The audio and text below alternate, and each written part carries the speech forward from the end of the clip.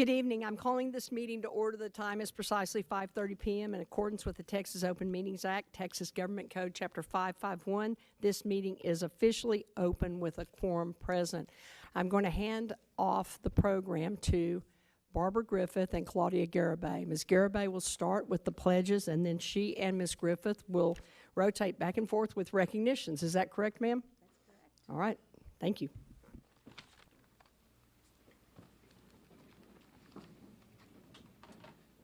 I pledge allegiance to the flag of the United States of America and to the republic for which it stands, one nation, under God, indivisible, with liberty and justice for all.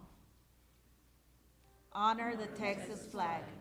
I pledge allegiance to thee, Texas, one state, under God, one and indivisible.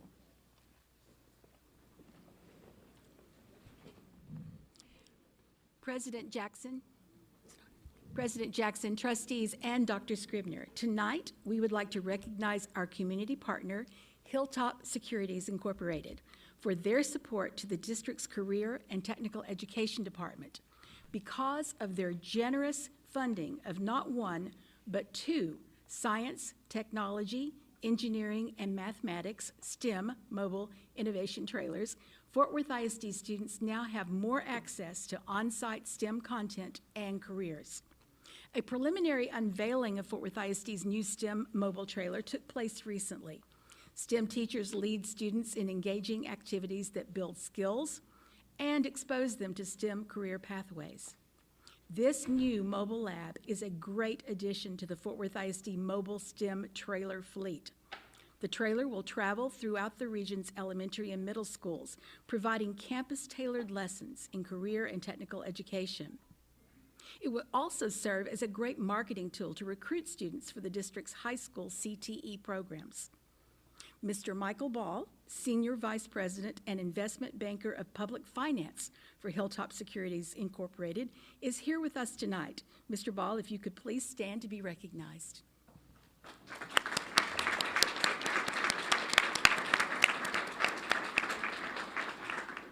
On behalf of the Fort Worth Independent School District, we want to thank you and all of the leaders at Hilltop Securities for your immense support and look forward to a continued partnership for years to come. We would also like to recognize a special group of Fort Worth ISD student athletes here with us tonight. Please join us in celebrating your UIL regional champions, the Trimble Tech varsity soccer team.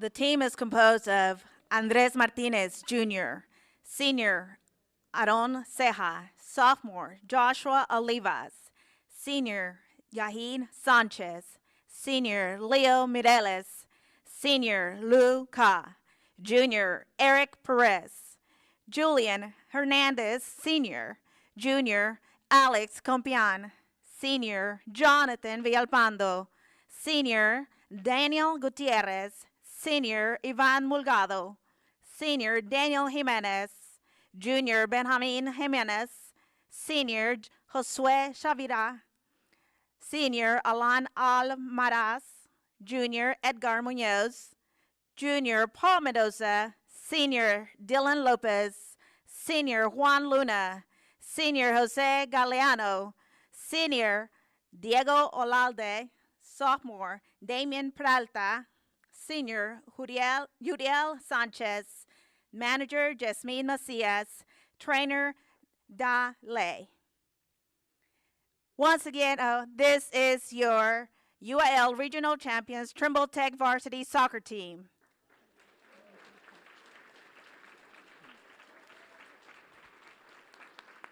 Ladies and gentlemen, after a successful season record of 23 wins, 3 ties, and 3 losses, the team coached by James Williams made Trimble Tech history by making it to the state soccer championship this year, and they represented the district well. Before departing, a celebratory pep rally procession organized by Principal Omar Ramos and Trimble Tech staff and friends sent the team to state in style.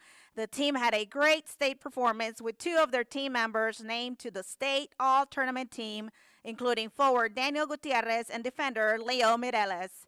Because this was a true team effort, we want to also recognize the Trimble Tech leadership, including Principal Ramos, coaches, parents, and staff for their unconditional support.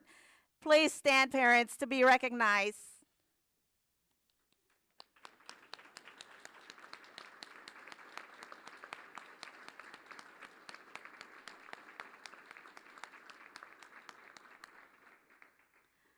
Also with us tonight is the Executive Director of Athletic, Mr. Todd Vesley, and Chief of Student Support Services, Dr. Cherie Washington. The Fort Worth ISD is proud of your hard work on and off the field and congratulates the entire Trimble Tech varsity soccer team on a fabulous season. Thank you very much. This concludes our recognitions. We're going to take a 3-minute break, so those of you that would like to depart can, but also we want to get a picture with champions. Is that okay, guys? All right. Cool.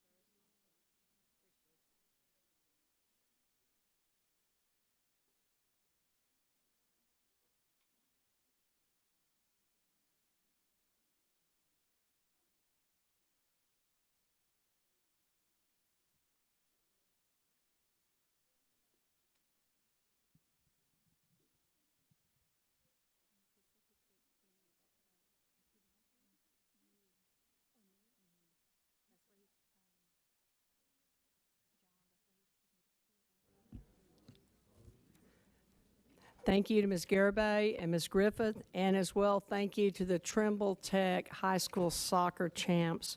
Let's give them one more round of applause. It's 2 years in a row, the state championship for Fort Worth ISD. And Trustee Martinez area, both times. We'll move on to number 4, reports and presentations. Next is the Notice of Compliance with Board Member Training Requirements Report. Under State Board of Education rule, completing required continuing education each year of service is a basic obligation expectation of any sitting board member. Per board policy BBD legal, as board president, I'm required to announce the name of each member who has completed the required continuing education, has exceeded the required continuing education, is deficient in meeting the required continuing education. The requirements for training are measured as of the first anniversary of the date of the trustee's election or appointment, or 2-year anniversary of his or her previous training as applicable. There are 7 training areas for board member continuing education. 1, local district orientation. 2, orientation to the Texas Education Code. 3, post-legislative update to the Texas Education Code. 4, team building. 5, additional continuing education. 6, evaluating student academic performance and setting goals and identifying and reporting abuse, trafficking, and other maltreatment of children. The following board members have completed or are scheduled to complete the required trainings by June of 2023. Dr. Jacinto Ramos Jr., Toby Jackson, Quentin Phillips, C.J. Evans, Ann Darr, Dr. Michael Ryan, Anael Luebanos, Roxanne Martinez. Congratulations to all of us. Dr. Scribner, we're ready for the Texas Propositions 1 and 2 report. Thank you very much, President Jackson. For this report, we'd like our Chief Financial Officer, Carmen Candelaria, to come and update us on 2 items that will be on the ballot this May 7th. Carmen. Good evening. Good evening, President Jackson, members of the board, Dr. Scribner. I'm Carmen Arieta Candelaria, CFO for Fort Worth ISD. And I'm going to be giving some information here to the school district, but also to our community. This is Texas Propositions 1 and 2. And these are 2 constitutional amendments that are going to be on the May 7th, 2022 ballot. These propositions resulted from the 87th Legislative Special Session. These, again, are on the ballot for May 7, 2022, and they will affect property taxes for school districts in future fiscal years. The First Amendment will allow the legislature to reduce the amount of a limitation on the total property taxes on the homestead of someone who is elderly or disabled for elementary and secondary school purposes. If this amendment passes, this may reduce the amount of taxes that these residents would pay to local school districts. And I have an example that I will provide. The Second Amendment would raise the homestead exemption. Currently, it's set at $25,000. It would go to $40,000 for school district property taxes. If this amendment passes, this may reduce the amount of taxes for those residents that qualify for this exemption. The first proposition came out of the second called session.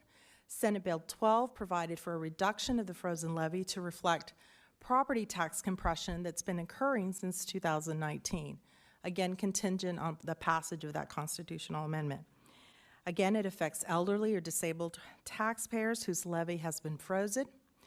It also includes some language that will hold school districts harmless as a result of that lost revenue from the reduction of that frozen levy. And it begins with effective tax year 2023, which means it will not affect the school district until school year 23-24. Now, the bill lays out some very specific calculation methodology. I've gone through it myself. It is complicated and it is lengthy. And again, I think one of the reasons that it was implemented in tax year 23 is because of that very difficult calculation. But this compression for that tax year and beyond, it applies to those individuals who qualify for that frozen levy in tax year 2023 and first qualified for the tax ceiling for the same homestead exemption between tax year 2018 in tax year 2022. And that calculation will take into account all applicable Tier 1 compression for each year frozen during that time. And then in tax year 24 and subsequent years, each year's compression will be applied to that frozen levy going forward. And again, there's that additional state aid provision. Well, how does this affect a particular taxpayer, you may be asking? So this, if passed, this proposition impacts those, again, elderly and disabled whose levy has been frozen. So I'm giving an example here. If someone has a taxable levy value of $100,000, and let's look at tax year 2020. So at the time, Fort Worth ISD had a tax rate, collective tax rate, of $1.3784 based on $100 valuation. So this calculation, the taxable value would be $100,000, and say this had a homestead exemption of $25,000. So the net taxable value would be $75,000. So based on our tax rate, the property tax was frozen at $1,033.80. Well, when you take into consideration tax compression, which for most school districts across the state, it actually lowered, the actual tax rate was lowered. So this bill would provide basically a look back to that particular year in 2020 and say, okay, the tax rate for 2021 was $1.3432 per $100 valuation. So in that year, the tax rate would have been $1,740. So that tax reduction is the difference between those 2 years of $26.40. So basically, it looks at the frozen levy and basically removes the frozen levy at that time. And this calculation would go back and look all the way to 2018 if that was when the actual frozen levy was applied. The second amendment is a lot easier, obviously. It really just increases the mandatory homestead exemption from $25,000 to $40,000. And it also provides some hold harmless revenue to make up the difference, M&O and INS. And in INS, it also holds harmless the those debt that was issued prior to 9/1/2021. And that is effective, if passed, for the tax year 2022, which means it impacts us here going forward in our school year 22-23. Just a little fact there that I included the last time that the voters' last increase in exemption was 2015 with the passage of a Proposition 1, which increased it from 15 to the current amount of 25,000. So again, this increased exemption, if passed, would take effect on January 1st, 2022, and then it would apply to any tax year beginning on or after that date. And that constitutional amendment would apply to all school districts in Texas. So how would this proposition impact someone who has a $100,000 taxable value? This again is just an estimate. It does not take into consideration increasing assessed valuations. So if we look at the current year and our current tax rate, which is $1.3432 for a $100 valuation, we look at our taxable value of $100,000, our homestead exemption for $25,000, and net taxable value of $75,000. Our current property tax would be $1,740, $1,007.40. And then if you look at the application of the homestead exemption to $40,000, then our tax rate would come, our property taxes would come down to $805.92. So they would see a tax reduction of $201.48. And so I went ahead, and this is a sample ballot, so this is what the voters will see. I thought it would be helpful to have that here and present it to our community. So the first one is, of course, the first proposition, and that's how the amendment would read. A vote for and against. A vote for would be to provide for that reduction on the frozen levy, and then the second proposition would be to increase it, so vote for would increase it, and a vote against would not. That's all I have. I stand ready for any questions that anyone might have with regards to this. Trustee Evans. Thank you for this information. Could you tell us a little bit more about the hold harmless language in both propositions?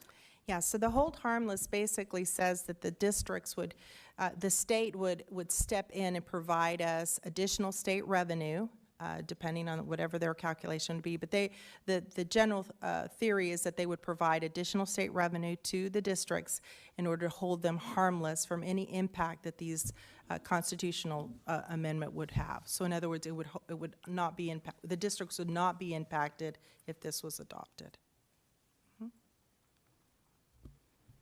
Any other questions? Thank you so much. Thank you so much. That's very helpful to us, and it's very timely. Appreciate it. Back to you, Dr. Scribner, for the summer school update. Thank you very much, President Jackson. We're pleased tonight to provide the board with an update regarding the number of students and the instructional plan that will take place during this year's summer school session. And to provide that update, I'd like to introduce our Chief of Schools, Mr. Jerry Moore.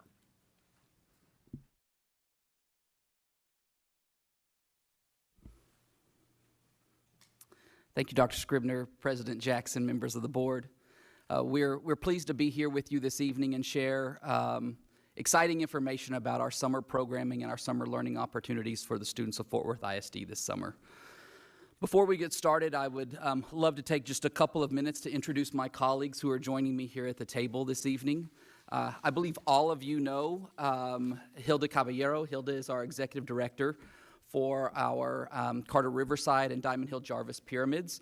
What you probably don't know is we've tasked Hilda with overseeing all of our summer school efforts for this school year, and she's done a fantastic job with that work. I think you will see that today in our presentation. Also joining us at the table is Jamie Rodriguez. Jamie joined us in school leadership this year. We're excited to have Jamie as a part of our team now. She is our coordinator for extended and summer learning opportunities. And a lot of this organization and opportunity that you will see today is a direct result of these two team members you see in front of us here. As we get started, I would like to just share a little bit of the vision that we are moving into summer opportunities this year. The vision that we have simply says that we would like to address learning loss by providing high-quality, extended learning and enrichment opportunities for our students here in Fort Worth ISD. Our Secretary of Education, Miguel Cardona, stated back in 2021, "Too many students have experienced interruptions in learning. Summer presents a key opportunity for school districts and community partners to accelerate learning and provide new avenues for students to safely engage with each other in fun activities. Let's use this moment to reimagine what fun, engaging summer programming can look like, make it accessible for all students, and work together to make sure our communities recover and rebuild stronger than they were before the pandemic." I hope that today during this presentation you will see our plans in action to respond to this challenge. So real quick, what does it take to make sure we have effective, well-run summer programming? Well, our work in our small but mighty team started out with organizational collaboration, the need to make sure that every part of Fort Worth ISD is a part of planning for summer learning for our students. We also wanted to look at external experts. We reached out to the Department of Education, Texas Education Agency, the Wallace Foundation, and learned from successful summer learning opportunities across this country. And we also are approaching our summer learning opportunities through a continuous improvement stance, knowing that what we've done for the last several years can always be improved upon, and I think you'll see some great improvements that we're prepared for this summer. Share this graphic also as we prepare for effective summer programming. We just wanted to share with you all of the departments across Fort Worth ISD that have been a part of planning for our summer learning and the expanded summer learning opportunities for our students, and know that it couldn't be possible without everyone working together. At your table, you also, if I could draw your attention to a couple of documents we provided for you, you do have slides of this presentation in front of you. You also have a quick one-pager that we put together. I believe this was provided to the board in advance of the meeting. And then at your seat, you also have a copy of our summer learning guide. This is a document that we put out earlier this semester. We were actually the first school district to put out their summer learning plans this year, so everyone would see all of the different programs we have available for our students. We're going to offer over 25 programs this summer programs that range from our regular summer school programs to bilingual and ESL programs, career and technical education, enrichment, and special education programs. We'll touch on a little bit of each of these programs as we go through the presentation this evening. If we can, we'd like to go ahead and start with our regular summer school programming. And if we will, we'll start with the elementary expectations for our regular summer programming. We are going to run a 16-day program this summer for elementary education. That 16-day program will run June 6th through 30th, 4 days a week, Monday through Thursday. Opportunity for our students. Our students will be in school from 8 a.m. until 12:30 p.m. Each Monday through Thursday. Elementary program is going to prioritize instruction in both literacy and in math, 90 minutes in both of those core content areas for any student who attends summer learning, and will also be focused on relationship building with their teachers to make sure it's a positive experience for our students. When we look at the middle school level, you will see a very similar schedule for our middle school students, also a 16-day program. Same timeline, June 6th through 30th, 4 days a week. Students are going to report a little bit earlier and go a little bit later, so 7:55 to 12:40. It's a little bit of a longer day because we're splitting this day for our middle school students across the 4 core content areas: literacy, math, science, and social studies. We want to make sure we provide an opportunity for any middle school student who needs an opportunity for enrichment in these content areas to make sure that we're providing that service to them. High school will look just a little bit different for us. High school programming will start a little bit later. It will run June 13th through the 21st. A little bit of a longer summer schedule, 23 days here, still 4 days a week. But students will be reporting 7 a.m. to 3:45 in the afternoon. It's a longer day so that we give students an opportunity to enroll in 3 different classes if they so choose, giving students an opportunity to recover or earn 1.5 credits this summer. Students earning credit in our high school summer school program is one of our drivers here, so we wanted to make sure that that opportunity was there and was maximizing the opportunity for any of our high school students. This graphic real quick just shows you some of the areas that our team has focused on as we prepare for summer school this summer. We started out intentionally with our student recruitment process. We'll share a little information today. We have over 9,000 students who have already enrolled for our summer learning opportunities right now. We also have done a great job of recruiting our staff. We have over 1,000 Fort Worth ISD employees who have applied and have told us they are interested in working and teaching summer school for us to support our students this summer. Our team in school leadership and across the different divisions have been in collaboration with Dr. Sorensen and our teaching and learning team to make sure we have a strong curriculum for our summer learning opportunities and make sure that we have plans for professional development for our teachers, but also for our administrators that will be working our summer programming. And then finally, and probably the most important, these last 2 buckets, we're focusing on the site climate in our summer school sites as well as the logistics. We're prioritizing the experience for our students this summer. Really want to make sure it's more than just sitting in a classroom and learning, but that it's an experiential learning opportunity for our students that provides not only academics but enrichment opportunities, and that we have strong logistics prepared for our students so they have a quality experience during the time they're with us. One of those supports being making sure that we have school supplies provided for our students so they don't have a need for anything. They can come and concentrate on learning in our classrooms. We would like to call out our priority. I think many of you will remember we started last summer with providing enrichment opportunities for our students. That proved to be successful in our study of last summer's summer school programming. We're going to continue enrichment opportunities for our students in our elementary summer programming. Our 3 main partners are going to be the Fort Worth Museum of Science and History. We'll also be working with our Career and Technical Education Department here in Fort Worth ISD with our STEM trailers, and then also the Fort Worth ISD Bookmobile. Right now, our team is working on a master schedule that will make sure all 3 of these enrichment opportunities are visiting each of our summer school sites throughout this summer month. If we can give you a little bit of background as well, this is information on our budget for summer school this summer. We wanted to put this in here so you could see that we are adding additional funds to our summer school opportunity so we can expand to the number of programs we want to offer so that it's not just recovery learning, it's also enrichment learning this summer. But draw your attention to the fact that we are using our ESSER 3 dollars to support this work. That it's not just the funding from state compensatory education, we're also using ESSER 3 funding to support summer school. For a little bit of a comparison, we wanted to provide you numbers from summer school last summer, numbers of enrollment and budget, and compare that to what our budget and plan is for this summer. So in front of you, you see 2021 numbers. Remember, we had over 14,000 students participate in summer school last summer, the largest summer school that we have had here in Fort Worth ISD. We're planning for that same number and expanding that even further. You will see we're doing really well with our elementary school enrollment. We're still in the process of enrolling middle school, and high school enrollment will start in May, getting closer to time so we know which students need to recover credits.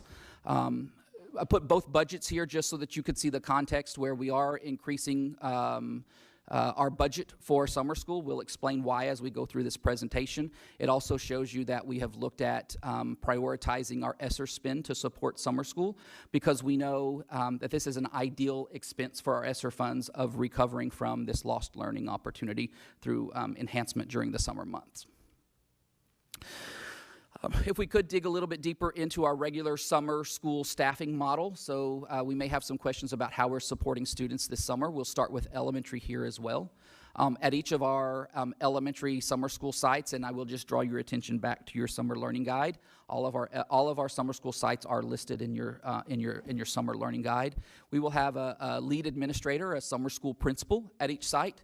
Our student-teacher ratio will be 15 students for every teacher. And then you will see we'll also be supporting with an inclusion teacher for students receiving special education services, counselors, nurses, campus monitors, a payroll secretary, and custodians. All of those are planned in our staffing model. When we move to the middle school model, you will see it is the same model for middle school, still keeping that 15-to-1 student-teacher ratio in our middle schools as well. And then finally at high school, you'll see some additional supports there. Not only do we have one administrator for our high school sites, and when you look in your summer learning guide, you will see that we will run 4 different high school sites for summer learning opportunities. We will also have support administrators there for the number of students that will be at each site. When you see that student-teacher ratio there, it may look quite a bit larger than the elementary numbers, but I'll remind you that teachers will be teaching 3 different courses, so this really is a class size of not to exceed 25-to-1 at our high school level. So a 75-to-1 ratio for teachers to students for the load that they carry in summer is a good size load for our teachers, still supporting of the work that we need to do. Just wanted to show you how we are projecting staffing for this summer. These are the numbers that we budgeted off of, that we're planning for, that we're recruiting to. We're looking at about 25% of our overall population, knowing that our objective here for summer learning is not just those that need to recover, but those that want to participate and have extended learning also. So 25% of our elementary students, 25% middle school, and 25% high school. Those are the numbers that we're planning for here. And we'll continue to work on our enrollment and keep this board updated the progress that we're making. We feel like we're off to a great start to hit our numbers. We talked about increasing the support from ESSER funding. One of the things that we realized is we have not looked at our compensation rates for our summer employees in quite some time. We've looked at a plan to increase our compensation by about 40% for those that choose to work summer. For our teachers, nurses, counselors, our testing and tutorial coordinators, we've increased their hourly rate to $35 per hour. I think a lot of that has resulted in the interest that we've received from our employees, the increased interest. Our campus monitors that will be on each campus have an increase to $17 per hour. And then employees who are working summer school but are already on contract, which basically what that means is we're asking them to take on some additional responsibilities if they're at the campuses we're hosting summer school, will be paid an $800 stipend. Those would be our payroll secretaries, data clerks, custodians. We look at our administrators both at the elementary, middle, and high school level, and those administrators will be paid a stipend for overseeing our summer programmings, those that are selected for the different sites, so that information is reflected here as well. And then we also wanted to share some of the information around our professional development. Not only are we assigning strong leaders, but we're developing the expectations around our leaders. We already have dates set for summer school training for our elementary, middle, and high school principals. Those dates are reflected here for you. Not only have we planned our administrator professional learning, but in coordination with teaching and learning, we have plans for our teacher professional development as well. You will see at the elementary level, training in literacy and math curriculum and expectations for our teachers, those being the core areas we're focused on. Middle and high school, appropriate for the different core content areas of instruction. Those dates are already set for our teachers, so when they're identified to teach summer school, they know when to expect training. We're not just expanding our summer learning opportunities, we're also looking at the effectiveness of our summer learning opportunities. Our goal during summer learning is, as has been in the past, is to combat that summer slide that we know our students experience. So looking at making sure that students don't regress and continue to progress through the summer months. We will be using our MAP data at the elementary and middle school grades, be looking at our end of year assessment for our students and comparing that to where they are when they come back at the beginning of the year to make sure students continue to progress through the summer months, or at least do not regress in their learning over the time that they're away from school. And then at the high school level, our metrics will be the number of credits students earn. We'll also be looking for the feedback of our students, teachers, and administrators so we know the type of experience that they had during summer school. Summer learning, as I said, is over 25 programs this summer, so more than just our regular summer school program. So if we can share a few other programs that we will be targeting for our students this summer, I think that would be great information. Once again, all of that information can be found in your summer learning guide. We are going to be focusing on bilingual and ESL summer programs. You see we have a number of different programs. Bilingual summer school programs for pre-K and K, dual language immersion summer programs for 2nd and 5th grade for our elementary school age students, and we also have similar programs for our ESL students, those students that are gaining language, and we want to continue working with them throughout the summer months so that they can continue to acquire their language. We also have secondary bilingual and ESL summer programs. We have a summer STEM camp that will take place at INA for our middle school age students. And then we'll also be running a credit program for our newcomers that are high school age students, so they have the opportunity to recover or gain 1.5 credits this summer, as well as our other students in the high school programming. I think many of you are familiar with some of our enrichment programs. I think you're all familiar with A²I, our accelerated mathematics program. We will be continuing to offer that program this summer, as well as other enrichment programs, our American Indian summer culture camp for K through 12th grade students, and our gifted and talented enrichment camp for students that would be interested in that as well. We continue to provide a number of services for our special education students through extended school year offerings, elementary social skills camp, secondary social skills camp, and then the extended school offerings, elementary 1st through 5th grade, secondary 6th through 12th. And then we do also have special education programs serving students deaf, hard of hearing for an enrichment program for those students as well. All of those programs will be run this summer and supervised for our special education department. Other programs will be in the area of visual and performing arts. At the elementary level, we will have dance camp, fine arts camp. Once again, more detail can be found in our summer learning guide.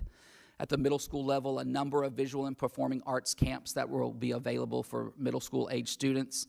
I'd like to point out right now that many of these programs for visual and performing arts are actually taking place in the afternoon. Therefore, students that need to come to summer school for academics in the morning can also participate in some enrichment in the afternoons. High school will be offering programs as well in art, dance, music, choir, a number of programs there as well. Our innovation division also will be hosting summer programming this summer. Our CTE department works with our middle school age students in the Vital Link program. The Vital Link program is for 7th and 8th grade students, those that can partner with local business organizations and gain some real world work experience over the summer. Also at OD Wyatt, our CTE department will be doing an exploratory camp for our elementary age students, those that would be interested. Our early college, high school, P-TECH, and STEM programs will be running this summer as well. Just a few more at the high school level. Our high school students who need to retest in our STAR EOC have an opportunity for tutorials, both to come and receive instruction at their home campus, but also retest this summer. And then we also will have some web-based programming that's available at each of the high school home campuses. Our Fort Worth After School program continues to operate this summer as well. We focus on our middle school age students, actually our secondary age students. We will have 10 different programs throughout the district this summer where we will continue to offer our after school programming. You'll see detailed information here of those program dates and times that we'll be running our after school program. Wanted to make sure our board as well as our community knows that we are continuing to offer our free food program for the summer months. Fort Worth ISD is offering free breakfast and lunch beginning Monday, June 6th through Thursday, July 21st. These meals are available to any student. Students do not have to be enrolled in some of our summer programs, but any student that is 18 or younger.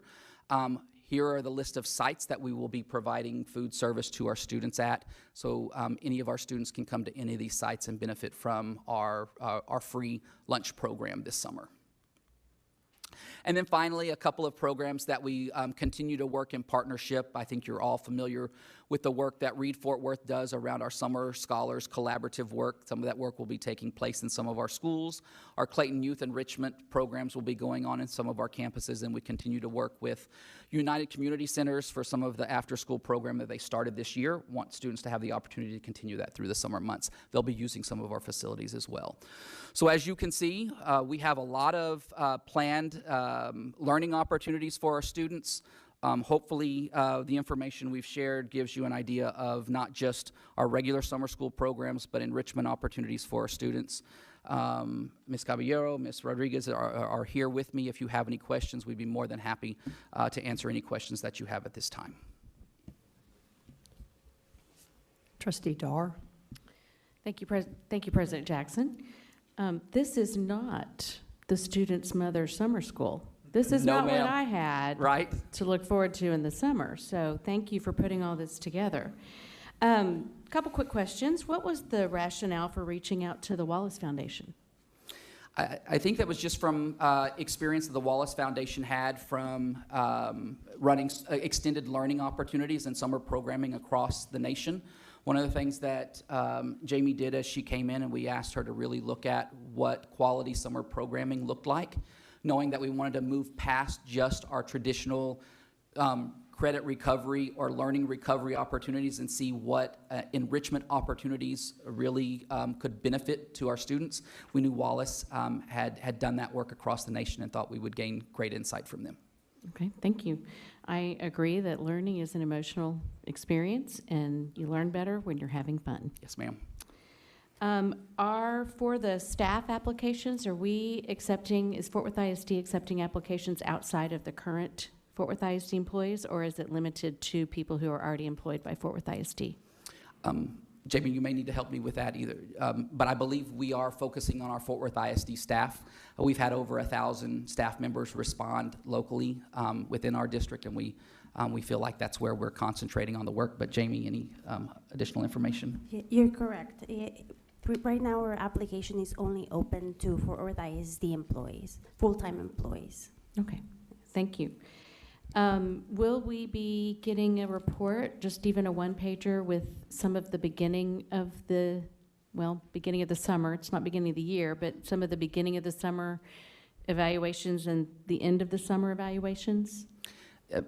I'm going to look at these two ladies and say, you're asking for it, we will make sure that you have it. We'll be glad to bring you updated information as we progress. Okay, thank you. And then when in the report and in the book, if it says a grade level, this is where it gets really confusing in the summer. Is it the grade level that the student just finished or the grade level they're going into? So you're going to get me in trouble because I was coached to say rising for those grade levels. It is students that are rising into those grade levels. Okay, so if it says 7th and 8th grade, then they're rising 7th and 8th graders. That's correct. Okay, thank you for that clarification. Yeah, thank you for the question to clarify. You're welcome. Trustee Evans. Thank you all for this report. I am elated to hear about just this robust summer programming that we're offering.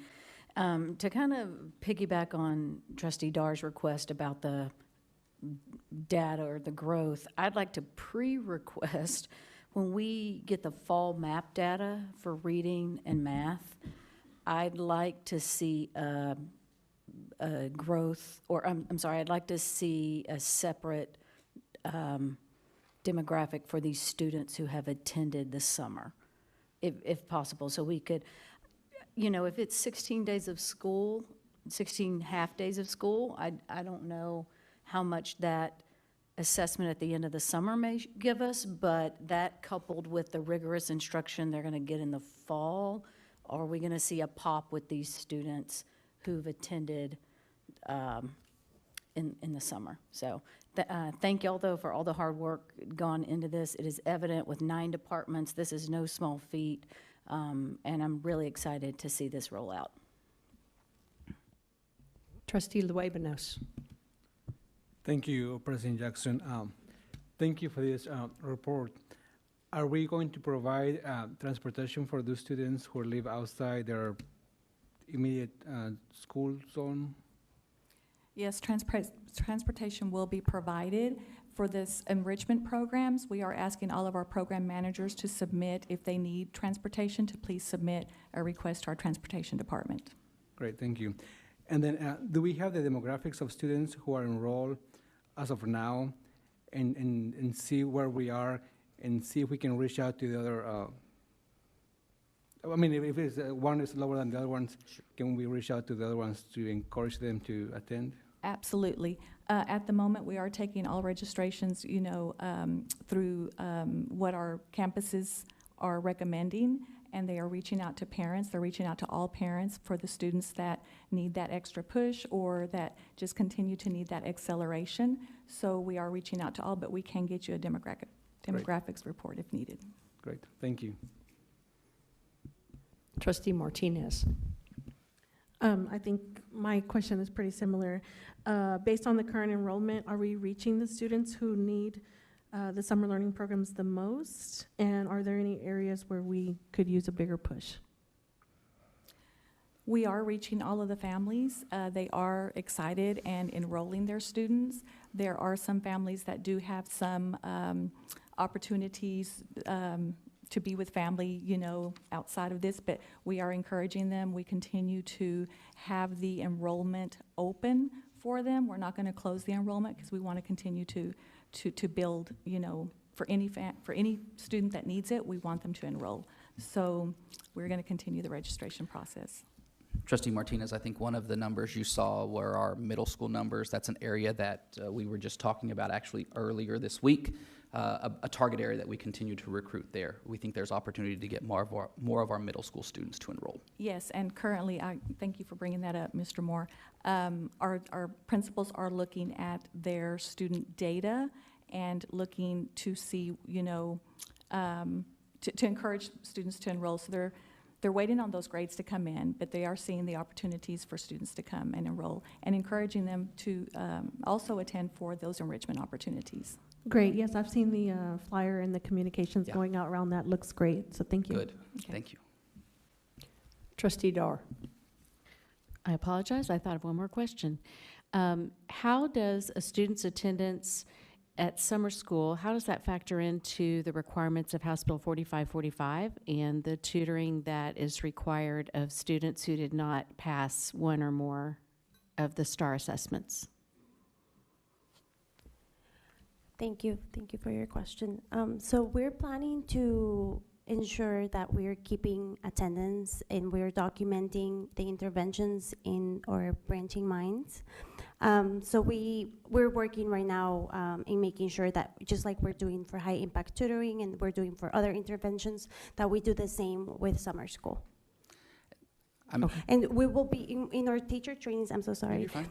In our teacher trainings and whenever we also train our administrators, we're planning to go over how is that going to look like, what is it that they need, that needs to be done, for, so that everybody receives, the instruction needed to be able to document and meet the requirements for House Bill 4545. Okay, thank you. I just have a couple of questions. By the way, that was awesome. And I love it that we're first out. Is that first out in North Texas or first out in Dallas, Fort Worth area? Yes. Thank you. Thank you. One question is mobility. We know that students move they can move within 1 or 2 weeks. How will we address that to keep our kids in school and learning this summer? Yeah, I would start off, if you look at the number of sites that we have going on, especially at the elementary level, we're trying to be targeted in the schools that we're providing our summer services, but also know that once a student starts with us, if they do leave us, we have a process to communicate with our summer school administrators so that we know, and really just start asking the questions. If they're not coming back to us, reach out and find out where they are if they move, be able to connect them with another site where we're still offering summer programming. Great, thank you. And just piggybacking on Trustee Evans, can we get some hard dates on the calendar and make sure that we first get reported out on how successful summer school Sure. is immediately upon its conclusion, and then any other data, and make sure that we do tag the kids that participated so we can see that difference. When you're putting in 31% state comp ed and 69% of the dollars are ESSER, I think it's hugely important that we see the bang that we get for those two different sets of bucks. We can definitely do that for you. It's a great job, guys. Thank you so much. Thank you.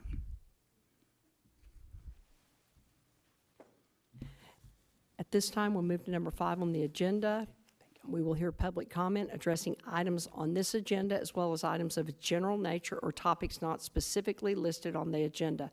Let me please remind you that because of restrictions by the Texas Open Meetings Act, board members may not engage in a verbal exchange about a subject that has not been posted. We will listen. We will take notes, but the board is prohibited from responding to any inquiries made during a board meeting on any topic not posted on the agenda. However, the board may reply with 1, a statement of specific factual information given in response to the inquiry, 2, recitation of existing policy in response to the inquiry, or 3, direct the person to visit with staff about the issue. While the board listens to concerns of a general nature, speakers should practice normal rules of decorum. Vulgar language and profanity cannot be tolerated, as this is a public meeting and our students are watching. Additionally, disruptions of this meeting will not be tolerated. We ask the audience to refrain from interrupting speakers while they present to the board during this portion of the meeting. Any employee, parent, or other member of the public is asked to comply with the appropriate grievance policy or to have a complaint heard pursuant to the applicable board policy. No presentation may exceed 3 minutes unless the speaker has prior approval for additional time because of the use of a translator. If you require the use of a translator, you are permitted double the allotted time. As soon as a speaker begins speaking, the time clock will start. Furthermore, a speaker may not relinquish his or her time to another speaker. Also, this evening, some individuals would like to voice their opinions but are unable to physically attend. Those written statements were shared via email with the Board of Trustees prior to this meeting and will not be read aloud during the meeting. It is essential to gain as much public input as possible, and we understand together we're stronger and build better solutions when we maximize our public's input.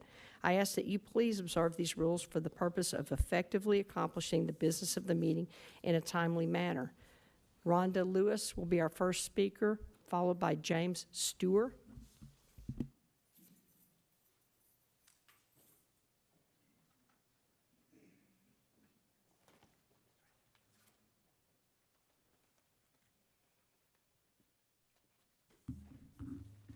Good evening, Dr. Scribner, President Jackson, board members, other guests here, my colleagues, friends, family, everybody who's here. Again, my name is Rhonda Lewis. I am a proud product of Fort Worth ISD, specifically the Dunbar High School class of 1988. I'm a proud teacher at the Jack A. Middle School. I'm here today to speak on behalf of an incident that has been brought to our attention.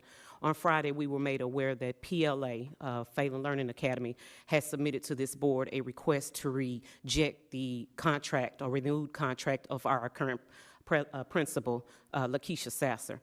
To make a long story short, we are here to let you know that we reject that request by PLA.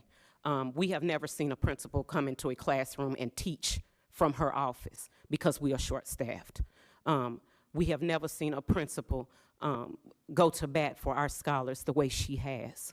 To give you some background, I was surplus by PLA. Now, I don't think I'm better than any other educator, but I have a master's degree in science education. I can teach science in my sleep, but I was surplus by PLA and was later returned to Jack A because of a lack of staffing, including science teachers. Now, if that is not a disgrace on PLA, I don't know what is. But I am back at Jack A, and my heart is with Jack A. My heart is with Dunbar. And I ask this board to reject PLA's request. Come and see the things that are going on at Jack A. We love Jack A. We love the students at Jack A. A lot of people have given up on us. But we promise you, when these scores come out, your confidence will be renewed in Jack A Middle School, and you have these folks right here to thank for it. Thank you. Thank you.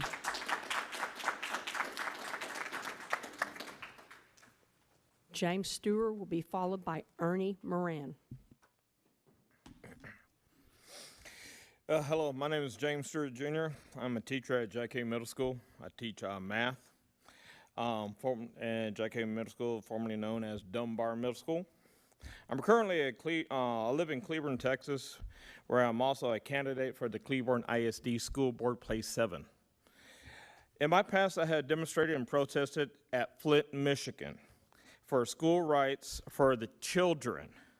And in the past, I've also talked to individuals at the Department of Education Office of Civil Rights. So when it comes right down to it, I'm not no idiot, and I'm definitely not somebody from the street. Now, I grew up here in Poly and went to school in Poly. I also went to school in Morningside and Rosemont. So back in the day, I know what it's like.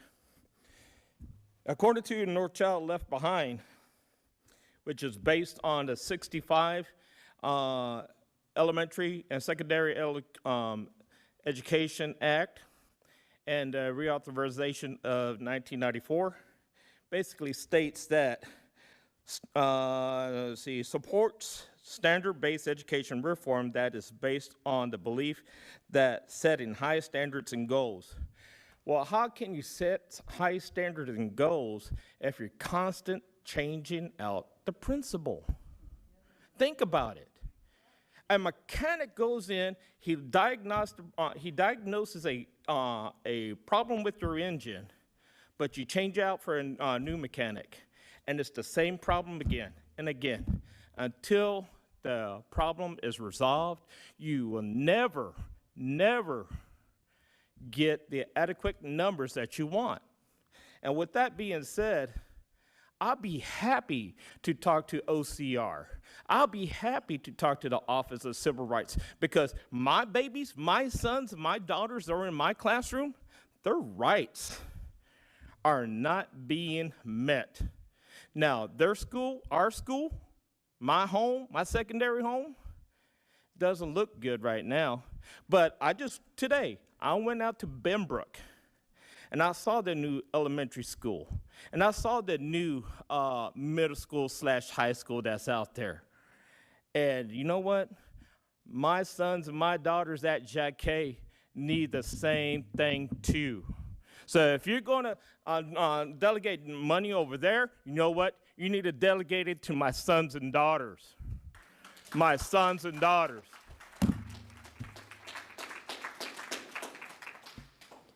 Ernie Moran will be followed by Jasmine Macklin Perales. I want to start by acknowledging that we are on land ceded and shared by the Comanche, Wichita, Tawakani, Jumanos, and Kickapoo nations. Good evening. My name is Ernie Moran. I'm a parent of 3 Fort Worth ISD students, and I'm also a high school teacher and a coach in the district. And while it is popular in some political circles to accuse teachers of indoctrination and grooming, I can assure you that is not the case, and that we show up every day to support our students and their families. In fact, that's exactly why I'm here today. I'm speaking on behalf of me and many of my colleagues: Emily Irwin, Vanita Bell, Carolyn Moss, Melissa Martinez, Shannon Ryan, Juan Soto, Michael Sanks, Joshua Gorham, Victor Anchondo, Clay Cook, Michael McLaughlin, Michael McNeil, Matthew Posey, Joshua Mata, and Matthew Collins, just to name a few. I'm speaking on their behalf and in support of our students and their families because we are outraged. Our student body is 85% economically disadvantaged across this district. And yet knowing that, the district is choosing to hold high school graduations in a few weeks at a facility that will charge them $20 to park their vehicle. And what of large families or the early graduations? My school's ceremony is at 8 a.m. Students have to be there at 6:30 in the morning. Are we going to force the entire family to be there that early to save $20? Will the doors even be open to the public at that time? Or are we extorting families for a few $1,000s? Dickies Arena is owned by the city of Fort Worth. It was built with $225 million of taxpayer money. So why then is someone else profiting from an event celebrating the culmination of 13 years of hard work by our kids? And as for anyone who wants to point at the option of shuttling from Farrington Field, I'll leave it to our student body vice president to give his opinion of that. As he told me when this announcement was made, that's second class. I'm calling on the board right now to either renegotiate the terms for this event with Dickies Arena to get the parking fees waived, or else move the ceremonies to TCU or to Fort Worth ISD facilities, Billingsley Fieldhouse and Wilkerson Grinds. Anything less would be letting down our students and their families on what should be one of the proudest days of their lives. I've seen members of this board show courage to do the right thing before. It's time to do so again. Thank you.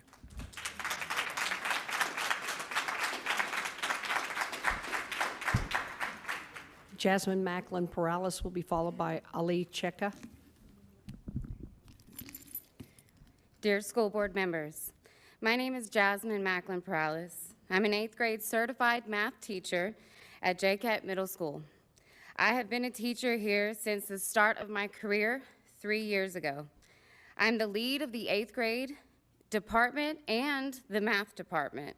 To give you a little background on the school I have called home, it is far from a walk in the park. My school is in the heart of Stop 6, one of the most dangerous areas of Fort Worth and the most at-risk student population. It takes a strong soul to be a teacher here. It does. But most importantly, it takes true passion and desire to do what we do day in and day out. Many warned me not to teach on that side of town, which made me want to do it even more.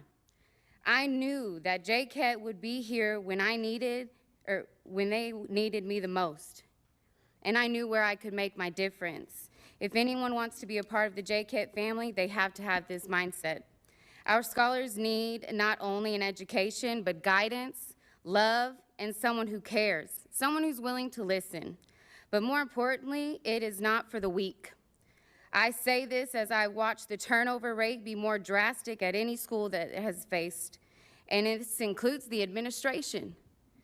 Last school year, when teachers at JCAT were told that we were being taken over by Leadership Academy, many requested that not to stay. And in fact, Phelan Leadership Academy introduced themselves and asked us who would be willing to leave. They knew that they were going to have 26 vacancies, and they did nothing. They set up our principal that is now in place up for failure. But let me tell you something about Miss Principal Sasser. This woman kept going. She fought for us. She fought every step of the way. And when we lost our English 1 teacher, this woman stepped into the classroom and became the English 1 teacher weeks before STAR. If that's not dedication, I don't know what is. I wrote a letter in disgust of this, of the fact that they would be willing to terminate such a strong leader, someone who has the presence and the mindset, who should be running JCAT Middle School. And we love her. Our students love and respect her. And the last thing we need is another principal. So I beg you, please do not take our principal from us. Let us be successful and stop setting us up for failure just because they're in the ghetto hood.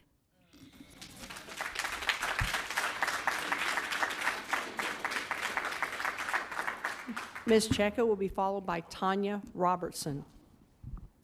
Hi, I'm Ale Cheka. I'm a 7th grade teacher at Applied Learning Academy.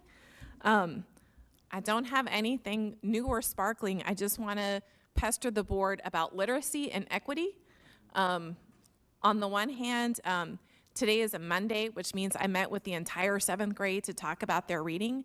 And I just want to emphasize the importance of books that reflect Rudine Sims Bishop's model of windows and mirrors. It's so essential that kids have books both that they relate to, that they see their experience reflected in, and also that widen the world and give them empathy for other viewpoints. And I know that this is under attack, but it is essential, especially in a school district where we focus ourselves so strongly on literacy. Second, we need a book budget. Your English teachers need a book budget, and we need class sets. And I know we have some ESSER money, and that just needs to be like a regular line item every year. And third, in respect to literacy, I just want to give some support and a shout out to the librarians at this district, because I think that there's a real misunderstanding of what their role is and an underestimation of how deeply essential that role is and how absolutely vital. If literacy is something that is important to the district, every campus needs a qualified, certified librarian. And last, you're killing us just a little bit with the volume and frequency of the testing. You gotta pick, because just for reading, there's 6 different data points a year. So kids have 2 different benchmarks, 3 map tests, and then the STAR test. That's 6 tests. Y'all, I gotta teach a novel in there. You know, I have to have some space and time to actually do the instruction. So I'm just asking that y'all at least consider dropping 1 or both of the benchmarks for next year to give us more instructional time. So please don't wimp out on the book fights. We need those books. The kids need those books. The kids are clamoring for books that they relate to and that they see themselves reflected in. That's it. Tanya Robertson will be followed by Carrie Raymeyer. Good evening. My name is Tanya Robertson, and I am a teacher at Jack A. Middle School. I've been there 7 years in this November, and I've had 6 different principals. We have 8 halls, 5 stairways, but only 2 campus monitors, and we may have just gotten a second one maybe a couple years ago. We have an open campus that's not closed. It is very unprotected. Anybody can walk on our campus and walk into our school. The air does not consistently work since I've been there. I've been in a portable for 3 years. The carpet has not been cleaned, and nor has anybody asked or come out to replace it, even though I've requested it. We've been understaffed, the students are in the auditorium, and there has not been any learning. The principal that we have right now, she was hired, and this is what she walked into. Now, I've been there because I love those kids. Those are not just my kids or Jack A kids, they're Fort Worth ISD children. I know it's very easy if you don't drive in the area, if you don't pass by and see the school, and I understand that sometimes out of sight can be out of mind, but there are children there. There are people there. There's not a hole in that space. There are kids that need the opportunity to learn. Now, I'm a sports person, huge on NFL. When you continue to change the coach, you are not going to have an effective season, because every coach has a new idea and a different play.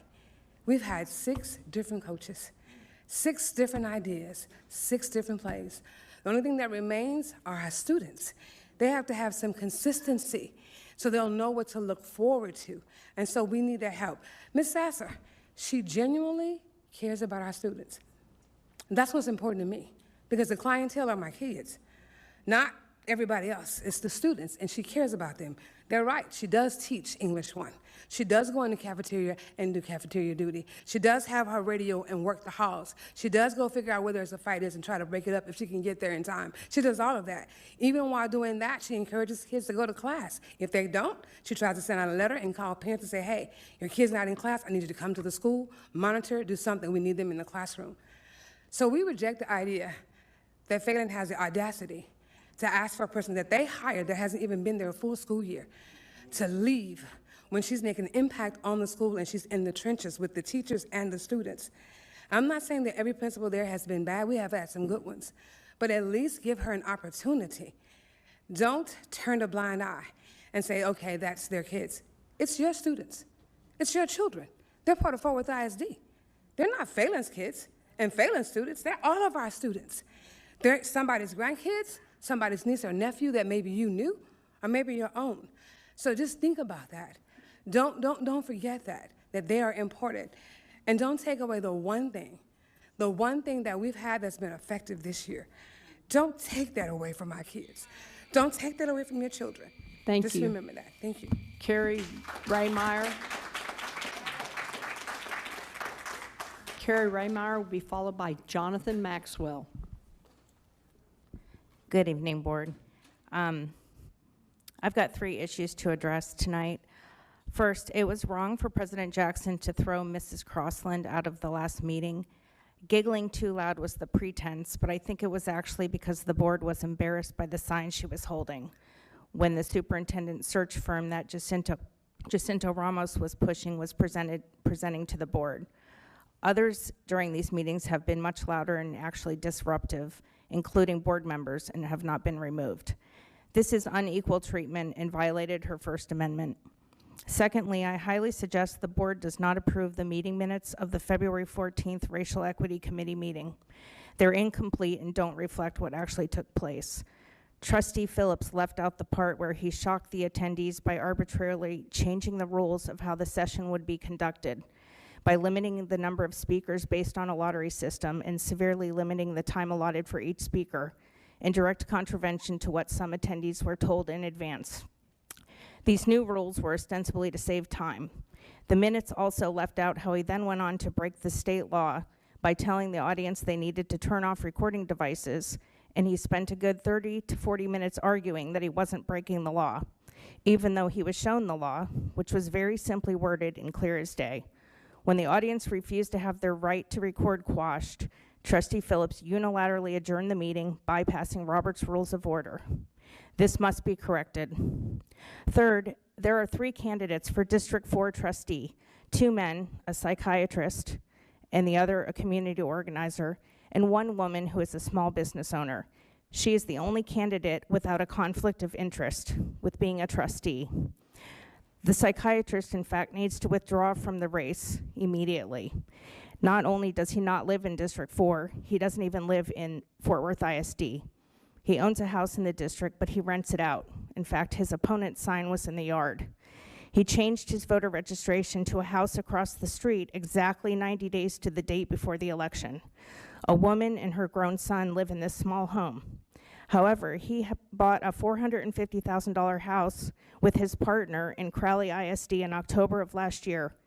Is he really going to pretend that he lives in a rented room with a woman and her grown son across the street from a house that he owns and rents out for 4 years? Fort Worth ISD has told us that they're not responsible for vetting candidates, and the election administrators have not acted either. I don't really think the board needs another debacle. Also, I went to the, I only have 18 seconds, but Dr. Dixon is a scary candidate. He got extremely excited about all the data mining he can do on the children, and he thinks every person in the world needs therapy. Bizarre. Jonathan Maxwell will be followed by Holly Plemons.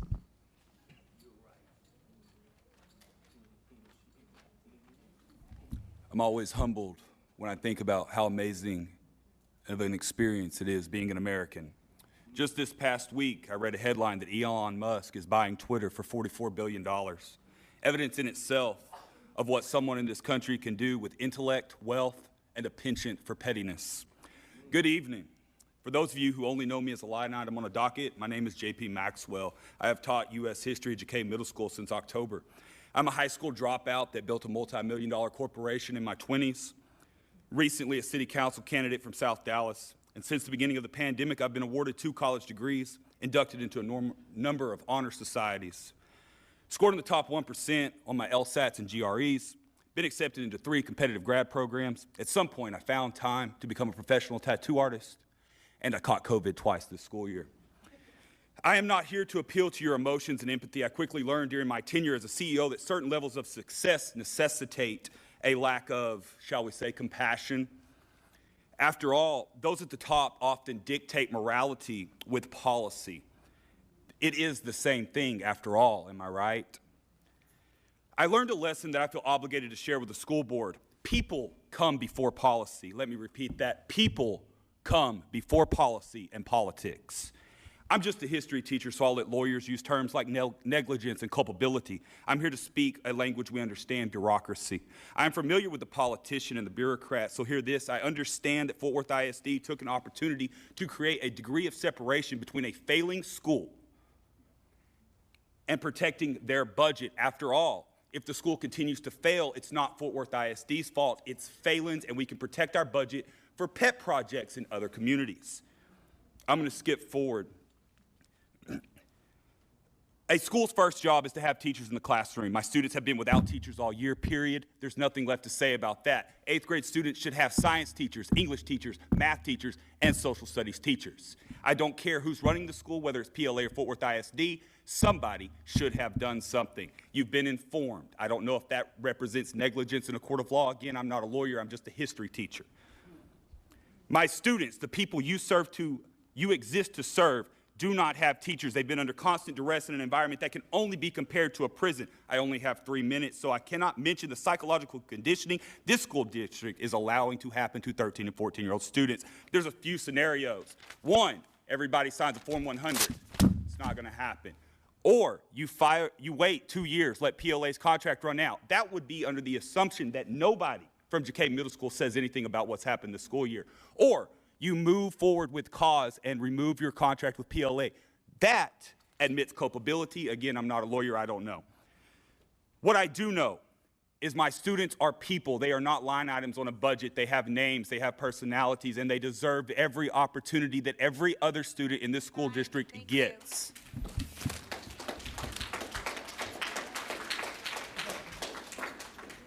Holly Plemons will be followed by Scott Blanco Davis. Hi, my name's Holly Plemons, mother of 3 in Fort Worth ISD. I've said that to you every month for the last 8 months.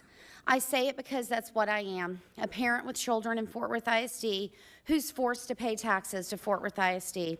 I'm a mom, nothing else. I don't get paid to be here. I'm just here advocating for my children and my money. I'm also advocating for all children and all taxpayers. I'd like to remind you all, you serve at our pleasure. That is the job of elected officials. You are elected to serve the citizens that are forced to fund this school district. We are your bosses. However, you don't serve any of us. You only serve yourself. You serve your friends whose pockets you line with my money. They donate to your campaigns. Y'all vote to give them contracts. They get in bed with SEL programs, and guess what? Here y'all come pushing SEL. That's how this crooked board works. You're fooling nobody anymore. You're crooks. Some of you are legitimate criminals who should be and may be in jail very soon. Just like the people in La Jolla ISD. At what point will you stop serving yourself and start serving taxpayers? You just keep adding employees to your administration department that's already super bloated financially and completely out of control.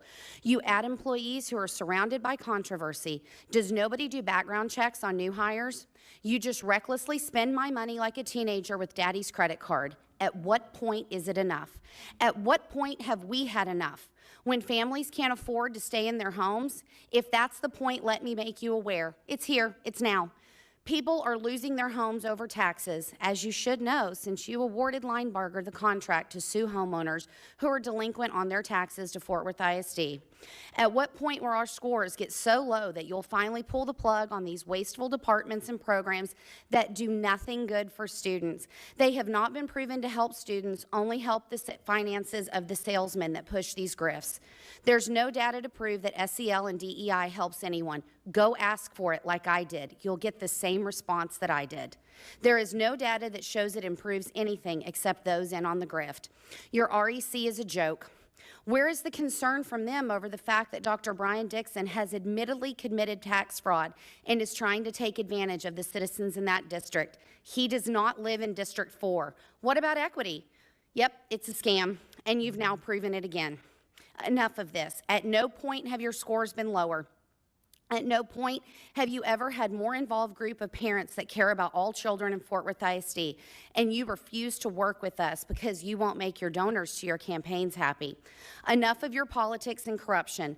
We've had enough, and you're seeing that in the daily withdrawals from Fort Worth ISD.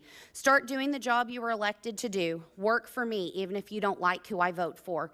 Also, Mr. Lebanos, I am in your district. You continue to ignore me. Be prepared for Mr. election. Blanco Davis will be followed by Dr. Michael Bell.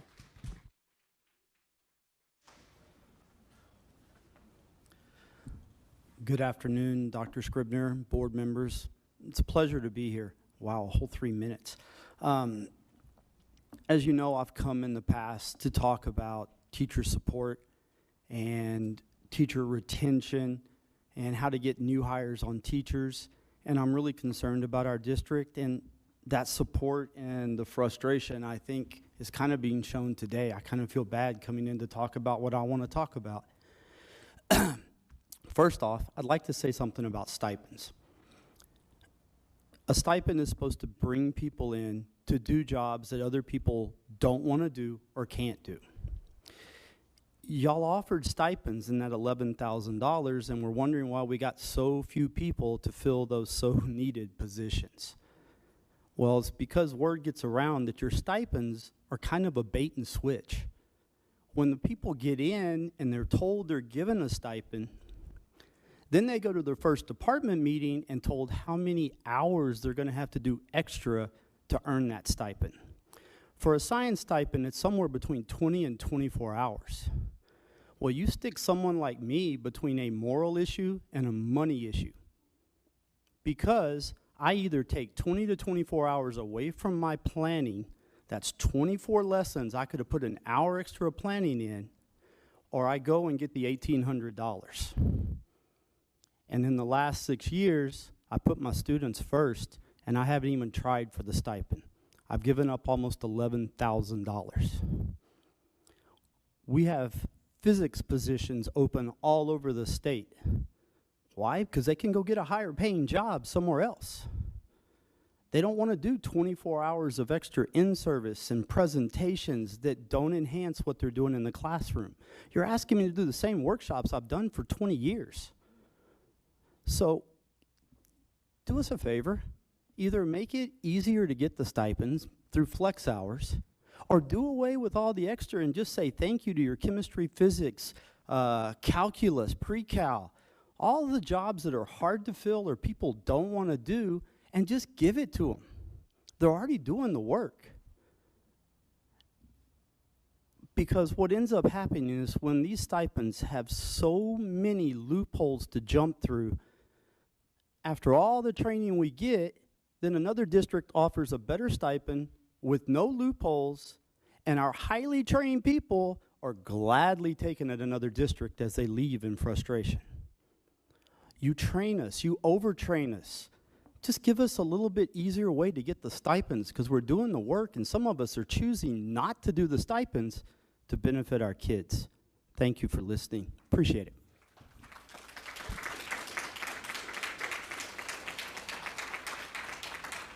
Dr. Michael Bell would be followed by Mike C. Thank you, trustees, and especially to my representative, who is doing an awesome job, and that's Q Phillips. Thank you for all of the great work you're doing. The last time I was here, someone who no doubt was well-intentioned stated in obvious fantasy that we're all here for the same reason. There were those here who oppose equity, oppose diversity and inclusivity, those who were loud in their ignorance and obviously bigoted in their extremely myopic perspective. They were not here for the same reason I was here then and that I'm here for now. We are in the process of embarking on a search for a new superintendent, and the composition of this board is key.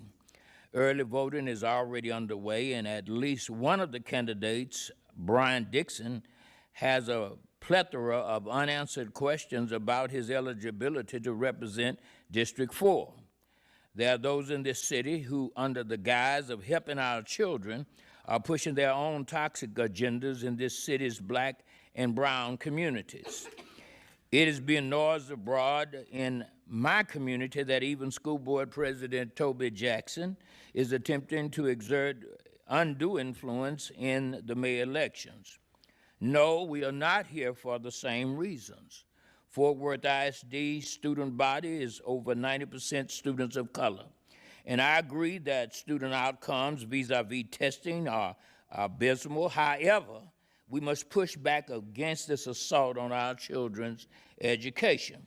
We reject those outside voices, whether they're from the heritage group or not, who are hell-bent on dismantling this school district's good work on equity, diversity, and inclusion.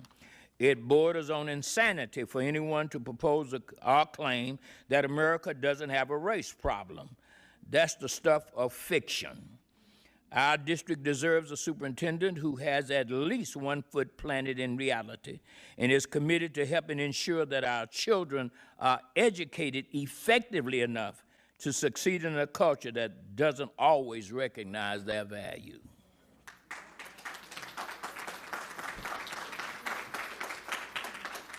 Mike C. will be followed by Amy Super.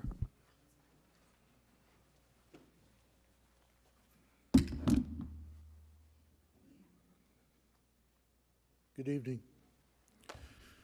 I want to point this out to the board. On page 361, the Racial Equity Committee minutes under discussion items, it states that the meeting was adjourned due to differing views about how the listening session should be conducted.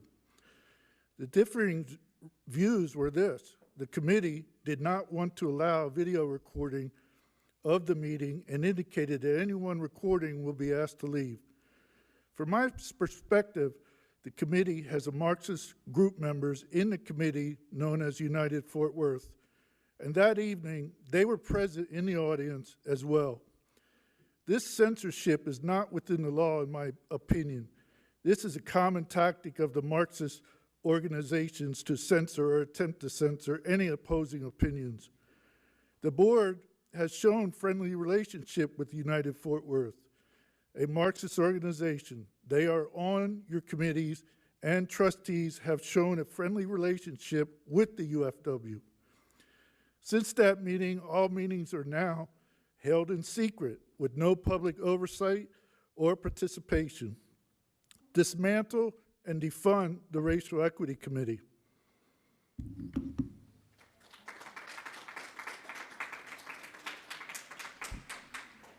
Amy Super will be followed by Oscar Sutton.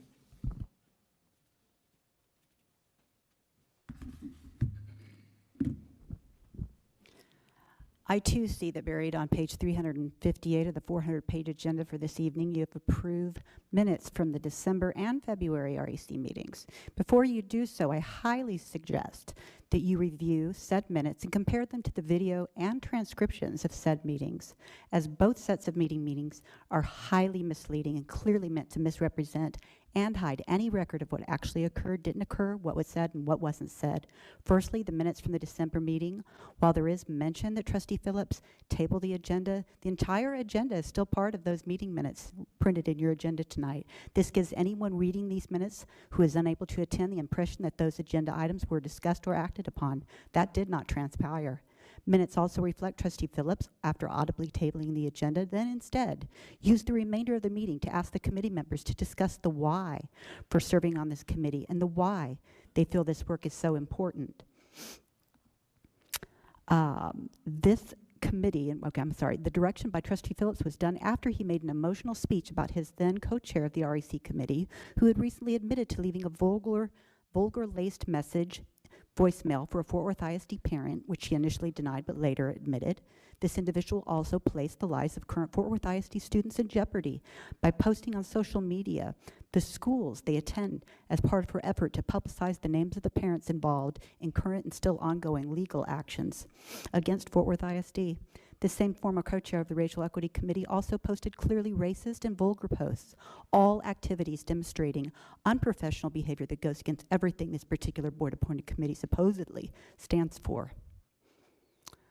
While I have attended all of the REC meetings in person from the start of the 21-22 school year, I would never have attended this meeting, which was not a meeting, but was instead used as a dramatic verbal show of support for someone who has shown such disrespect for parents and Fort Worth ISD students, not to mention her most egregious action of knowingly putting the lives of current students in jeopardy due to her personal opinions about issues involving the students' parents. Also misrepresented would be Trustee Phillips' final remarks prior to adjourning.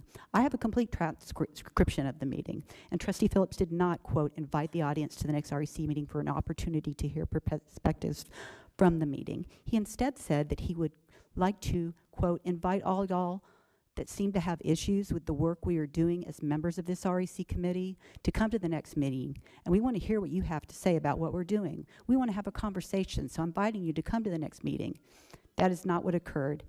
I asked prior to the meeting for protocol so that we would know what to expect. Instead, we showed up. We were told we were in a, as someone else mentioned, 20-person thing, which meant not everyone was going to get to speak. I would never have shown up. Told us we couldn't record. I would never have shown up. It was a show and game, and his name is nowhere in those meeting minutes except for at the top of the page as a member of a committee only half of which show up. Thank you. Oscar Sutton will be followed by Todd Daniel.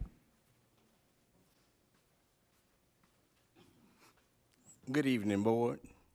I'll be brief.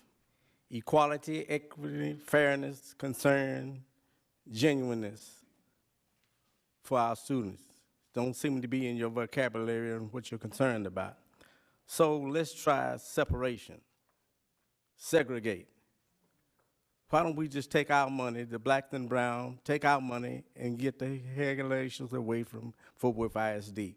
Since you want to control what we teach our children, it would be much appreciated if we had a board that was really concerned about our students.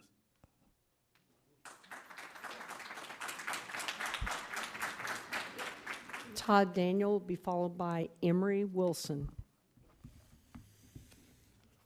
Good evening. I'm sorry to complain again, but that's all we got. I want to complain first about Jennifer Crossland being removed. She wasn't gavelled out. She wasn't warned. She wasn't one and done.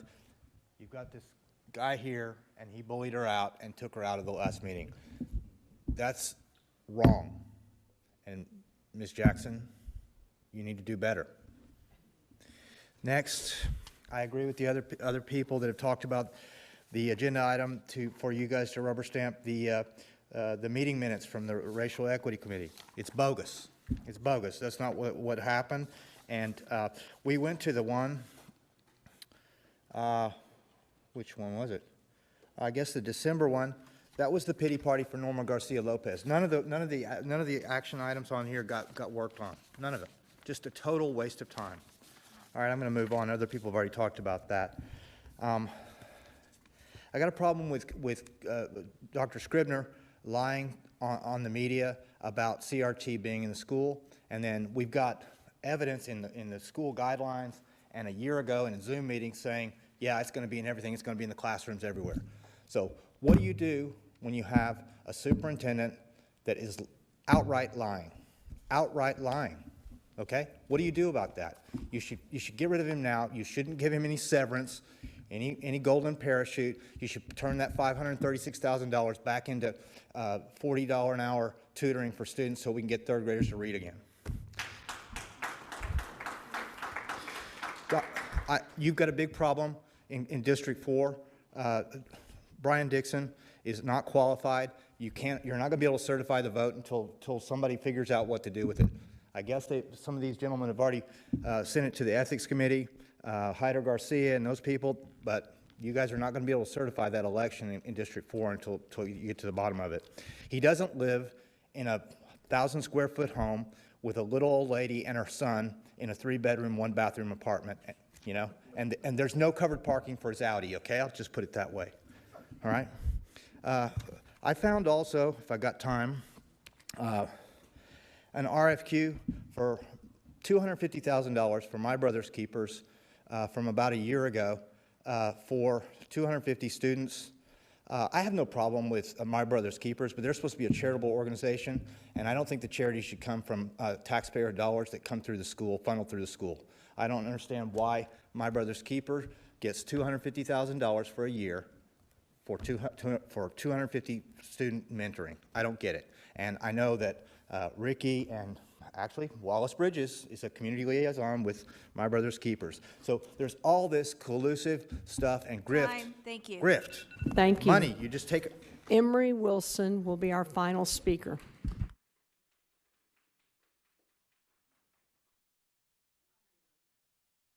My name is Emery Wilson, and I'm the newest member to the Jackett Middle School team.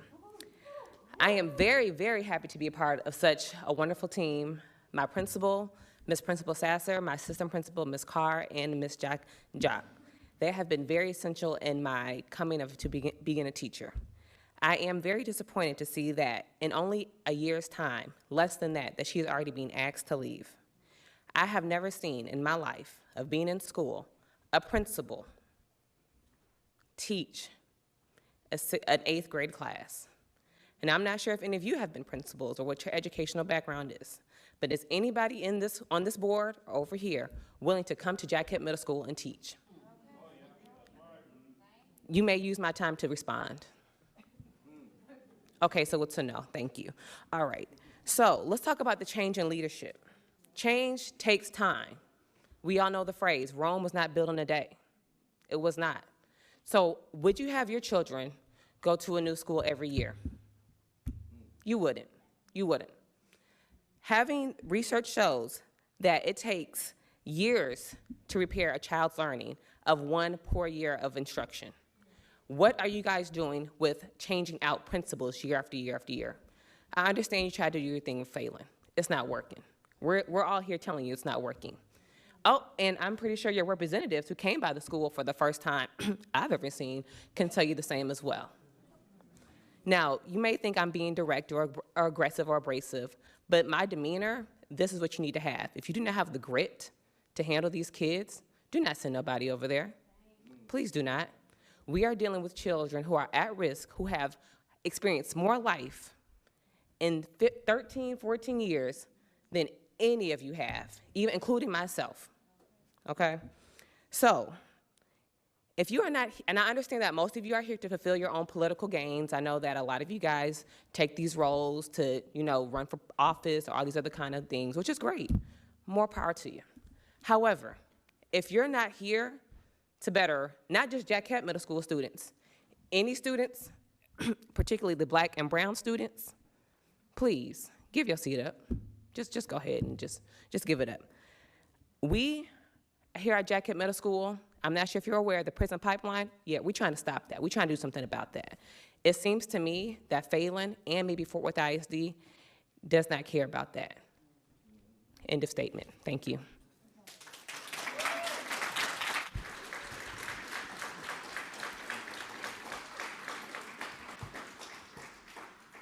We're moving to number 6, discussion of consent agenda items. As board president, I'm making the following statement in accordance with board policy BBFA local. This is a reminder to each board member of the legal conflict of interest requirements and disclosure requirements you may have for matters under consideration on the agenda for this meeting. If required by law, board members shall recuse themselves from all discussion and shall abstain from voting on any matter pertaining to such a disclosure.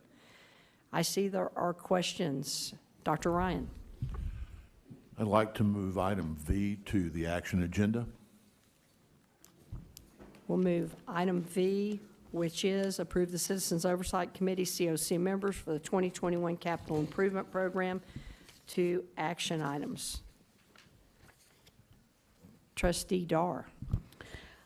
Yes, thank you, President Jackson. I would just like to, I do not have a question, but I would just like to commend 2 high school students, Maya Perez and Olivia Castillo, for bringing to our attention the need for feminine product dispensers in secondary schools. They came to the board. They made their case. They were eloquent. They were prepared. They were well-researched. And I appreciate the fact that they shared their leadership in that way. I also want this to be a reminder of the fact that we need to be listening to the students. Our students have something to say, and it is worth listening to. Thank you. Trustee Evans. It's not a question, it's a comment also about item number 24. I'm glad to see we're doing that, but I would like to pre-request attendance data for our high school female students so we can gauge how these dispensers are helping curb absenteeism for our students.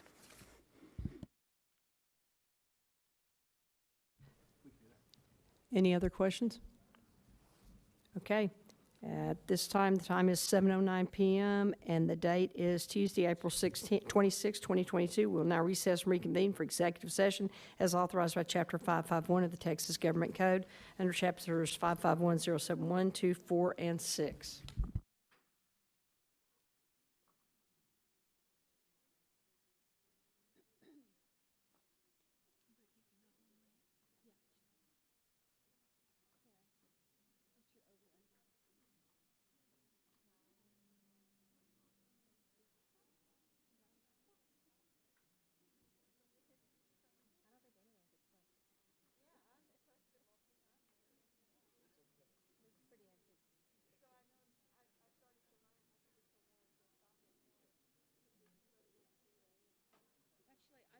I quite welcomed the buzzer a couple of times. Thank you so much. No, ma'am. Have a great night. That's the toughest part of the meeting. Be safe driving back. That was odd. Which part? All of it.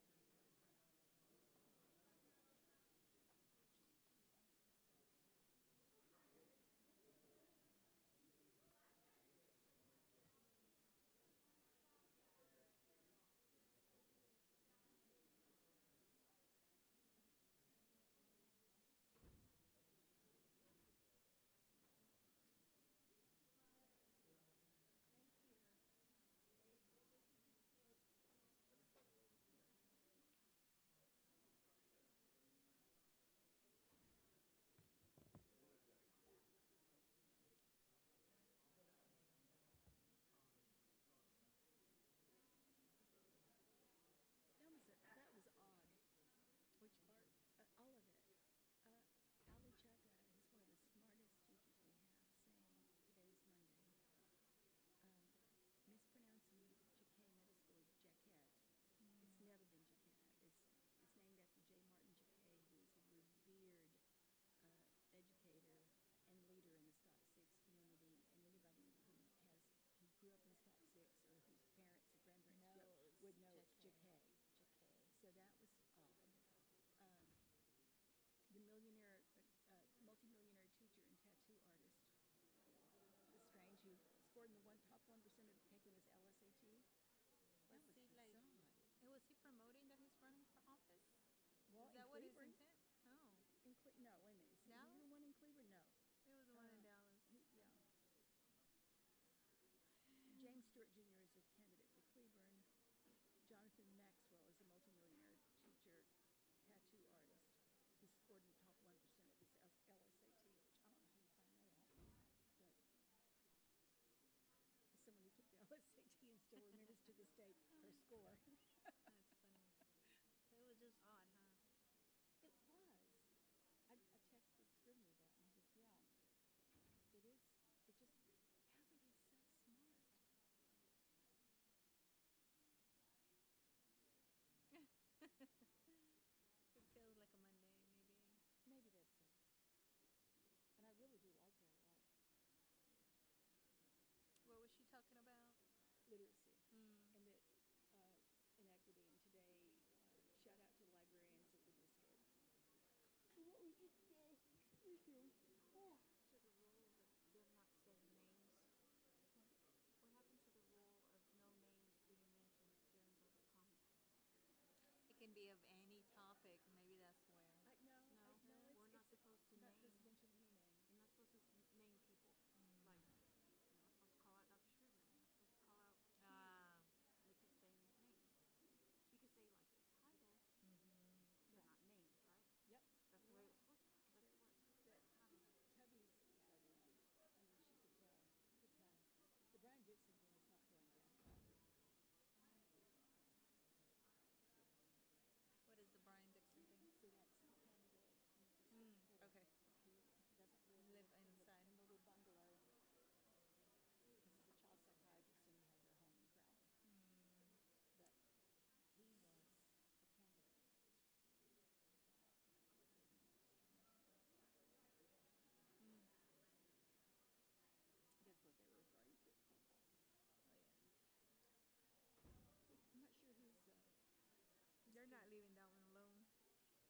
They won't leave that one alone.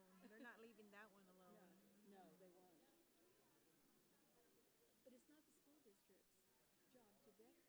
It's the Tarrant County Elections Board and the Tarrant Appraisal District. So, is the ESSER funding an action item? Is it a what? Action item? Yeah, no, I think it's a consent agenda. So if you look through, let's look through. Consent. It is.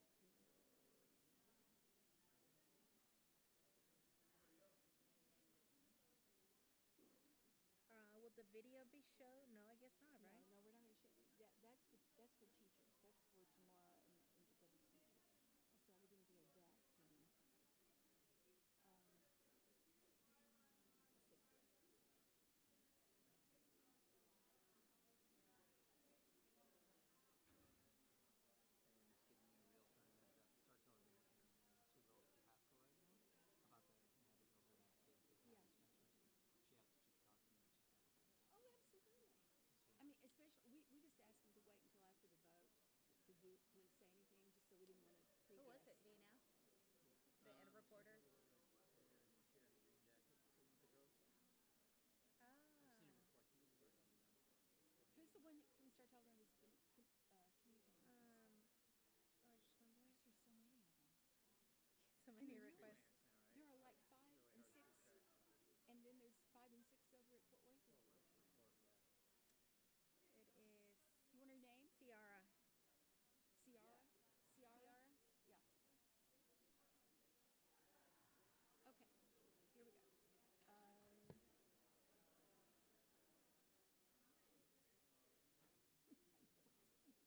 We talked about it.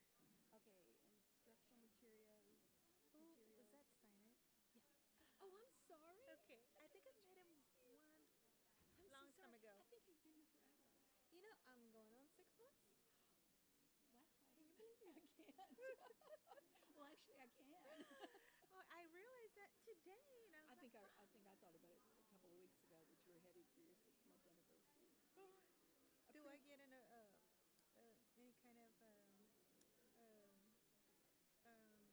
appraisal? No, you okay. just get one senior. Okay. Yeah, we've not grown that. Am I on sophisticated. probation? No. Okay. You're solid. Okay. Phew.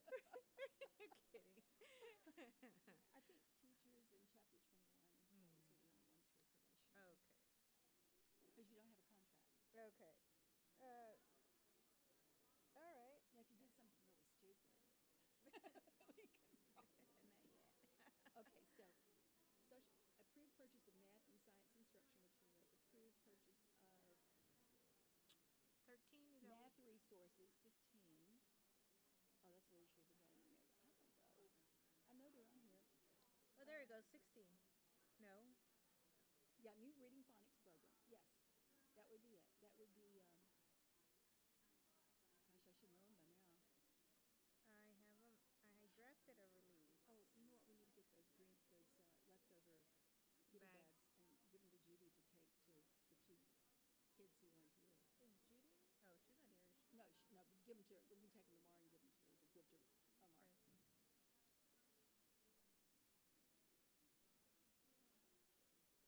Where is, where'd she go? Marcy.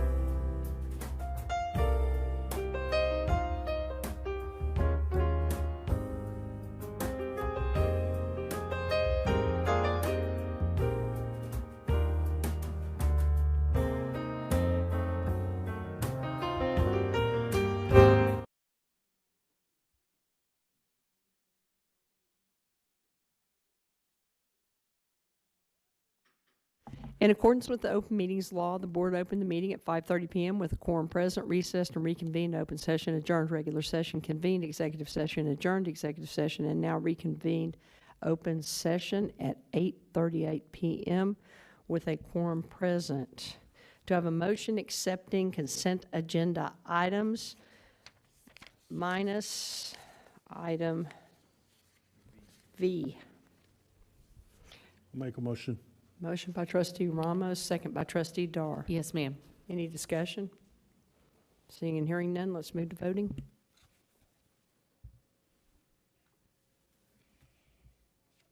And the consent agenda passes unanimously. We have one item, 12A, removed from the consent agenda. That would be item V. Dr. Ryan, do you have a motion, sir? I move that we increase the number of people on the Citizens Oversight Committee by 3 by adding the mayor or designee of Fort Worth, City of Fort Worth, the City of Benbrook, and the City of Forest Hill. Do I have a second?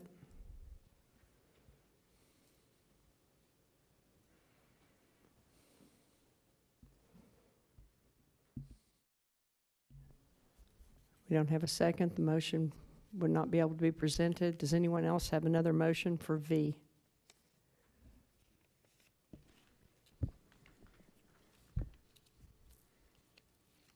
Council? CJ, we got it? Yeah, I move that we nominate the people listed, the individuals listed on the document that was given to us. Okay, do I have a second from trustee Evans? Second by trustee Ramos, moved by trustee Evans, seconded by trustee Ramos. Please, any discussion? This is for approval of the COC as it was stated in our board packet. Please move to voting.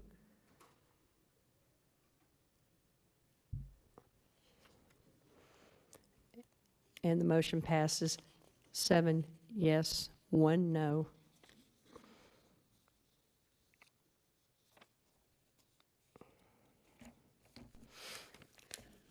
(13D), discussion and action to approve recommendation to terminate certain probationary contract employees at the end of the contract period in the best interest of the district pursuant to Chapter 21 of the Texas Education Code. Ms. Rincon? Yes, Madam President. The administration recommends to the board to terminate the Chapter 21 probationary contracts of the following employees at the end of the contract period in the best interests of the district pursuant to Chapter 21 of the Texas Education Code: Crystal Brown, Darla Dunlap, Laura Kime, Jonathan Maxwell, and Lakeisha Sasser. I'll move on that motion. Do I have a second? Second by trustee Ramos. Any discussion? Please move to voting. And the motion passes unanimously.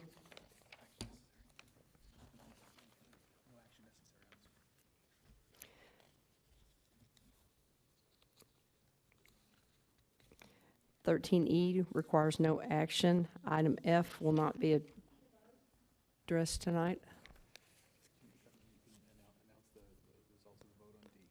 The vote was unanimous. G, discussion.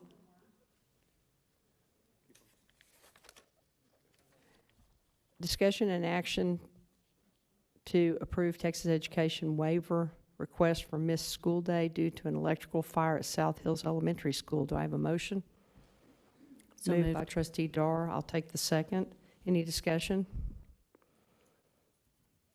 Seeing and hearing none, let's move to voting, please. And the motion passes unanimously. H, discussion and action to approve second reading revisions to board policy BDAA local. Moved by trustee Ramos. I'll take the second. Do we have any discussion? Seeing and hearing none, let's move to voting.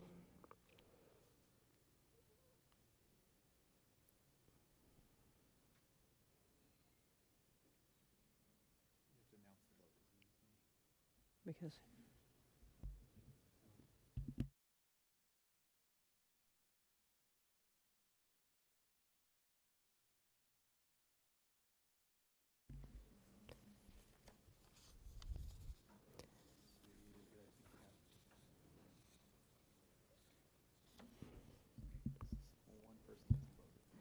And the motion fails 4-4.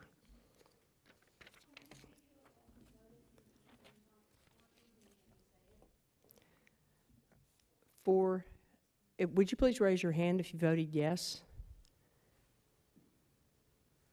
Would you please raise your hand now if you voted no? Yes, ma'am. At this time, we have no hearings, so we'll move to 14 comments by board members or the superintendent on current district activities. Are there any comments? Trustee Evans. Yes, thank you. I just wanted to take a moment to mention how excited I am about the literacy rally at Heights this weekend. It's Saturday from 9 to noon. It's for the whole pyramid, but we're inviting the whole city. So come on out, bring the kids. It's for the whole family. Really exciting, lots of reading activities, and then they get to interact with the sports teams as well. So just wanted to mention that, how excited we are in the Heights Pyramid.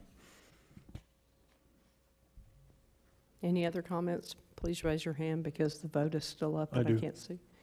Trustee Ramos, then Trustee Dar, then Trustee Martinez. Yeah, I'm just baffled. Like, we worked for 2 years on this policy, and I can understand why Trustee Dar asked for it to be pulled aside and voted.